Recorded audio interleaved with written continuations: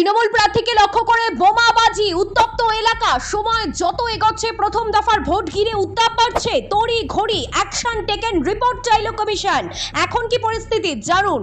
তৃণমূল প্রার্থী সাহিনা মমতাজ খানকে লক্ষ্য করে বোমাবাজির অভিযোগের তীর হুমায়ুন কবিরের আমজনতা উন্নয়ন পার্টির আশ্রিত দুষ্কৃতীদের বিরুদ্ধে। ঘটনাকে কেন্দ্র করে তীব্র উত্তেজনা তৈরি হয়েছে এলাকায়। খবর পেয়ে ঘটনাস্থলে ছুটে যায় বিশাল পুলিশ বাহিনী। এদিকে এই ঘটনার রিপোর্ট তলব করল নির্বাচন কমিশন। কি পদক্ষেপ নেওয়া হয়েছে তা বিস্তারিত জানিয়ে রিপোর্ট দিতে বলা হয়েছে জেলা প্রশাসনকে। তবে এখনো পর্যন্ত যেভাবে ভোট হচ্ছে তাতে সন্তোষ প্রকাশ করেছেন মুখ্য নির্বাচনী আধিকারিক মনোজ আগরওয়াল। প্রথম দফায় আজ বৃহস্পতিবার রাজ্যের 152টি বিধানসভা আসনে নির্বাচন হচ্ছে। ভোট চলছে মুর্শিদাবাদের একাধিক আসনে। এখনো পর্যন্ত বিক্ষিপ্ত কয়েকটি ঘটনা ছাড়া মোটের ওপর শান্তিপূর্ণভাবেই ভোট হচ্ছে। কিন্তু ভোটের আগের রাতে বুধবার উত্তপ্ত হয়ে ওঠে মুর্শিদাবাদের একাধিক এলাকা, বিশেষ করে নওদা বিধানসভার শিবনগর এলাকা বোমাবাজির ঘটনায় উত্তপ্ত হয়ে ওঠে। অভিযোগ, তৃণমূল প্রার্থী সাহিনা মমতাজ খানকে লক্ষ্য করে এই বোমাবাজি চালানো হয়। Bureau report, talk to time.